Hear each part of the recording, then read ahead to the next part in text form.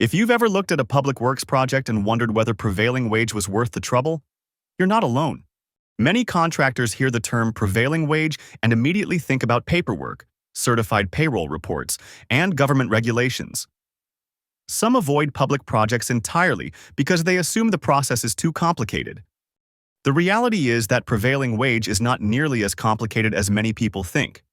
In fact, once you understand a few key concepts and put the right systems in place, prevailing wage projects can become a profitable part of your business. The bigger problem is that many contractors misunderstand what prevailing wage actually affects. Most people think prevailing wage is a payroll issue. It isn't. It's an estimating issue. It's a project management issue. It's an operations issue. And ultimately, it's a profitability issue.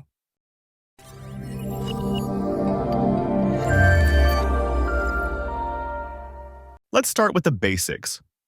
Prevailing wage is a government-mandated wage and benefit package that contractors must pay workers on certain public works projects. The exact rates vary by location, trade, and project type, but the goal is generally the same.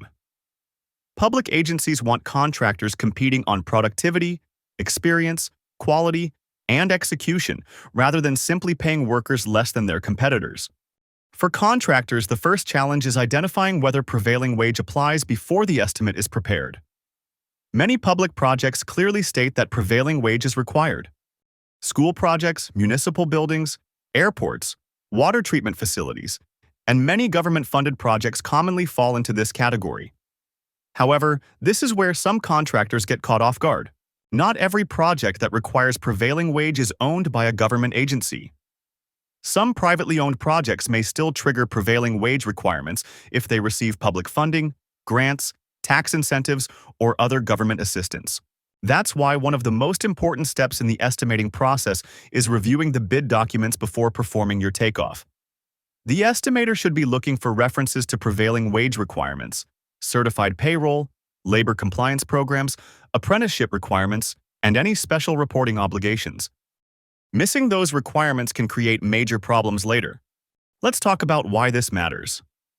Imagine a contractor estimates a project using standard commercial labor rates when prevailing wage rates should have been used. The project gets awarded. The contract is signed. The crews are mobilized. Then someone discovers that the labor rates used in the estimate were incorrect. At that point, there is usually no opportunity to go back and reprice the project.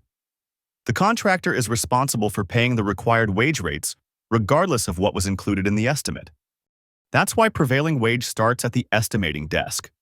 The most successful contractors don't simply substitute a different labor rate and move on. They understand that prevailing wage projects often come with additional administrative responsibilities that should also be considered during estimating.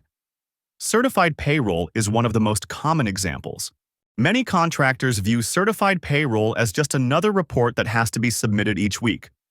What they fail to recognize is that somebody within the company has to prepare it, verify it, submit it, maintain records, answer questions, and support compliance efforts throughout the project. That work takes time. Time costs money. And if those costs aren't included in the estimate, they eventually come out of the contractor's profit. The same is true for labor compliance monitoring, additional project management coordination, administrative support, and documentation requirements. One of the most common mistakes contractors make is focusing entirely on field labor while forgetting about the office labor required to support the project. In many cases, the hidden costs of prevailing wage work aren't found in the field. They're found in the administrative processes that occur behind the scenes. Another mistake contractors make is treating prevailing wage as one person's responsibility. The estimator identifies the requirements. The project manager coordinates compliance. The superintendent tracks labor activities. Payroll prepares certified payroll reports. Accounting supports documentation. When one of those links breaks, problems begin to appear. The contractors who succeed in public works construction understand that prevailing wage is a team effort. Everyone involved needs to understand their role. Fortunately, the solution is relatively simple. Create a repeatable process. When a new project arrives, determine whether prevailing wage applies. Verify labor classifications. Review reporting requirements. Build labor costs using the correct wage structure.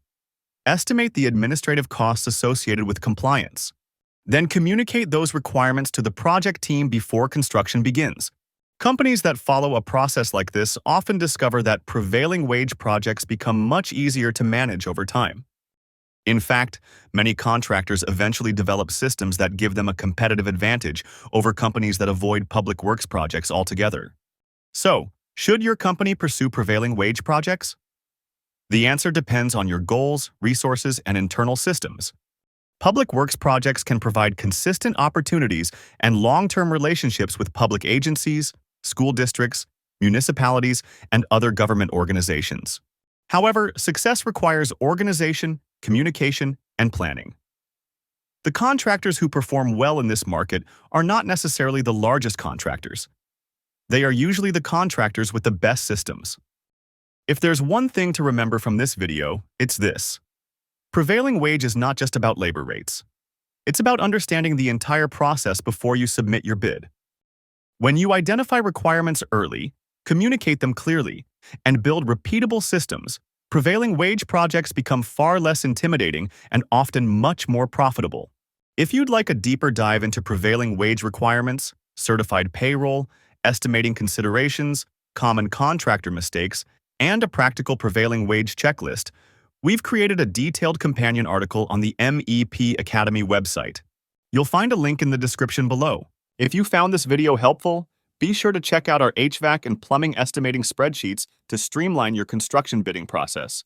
Check out our HVAC, electrical, and plumbing construction forms to help you run your business, and explore our online courses for in-depth training.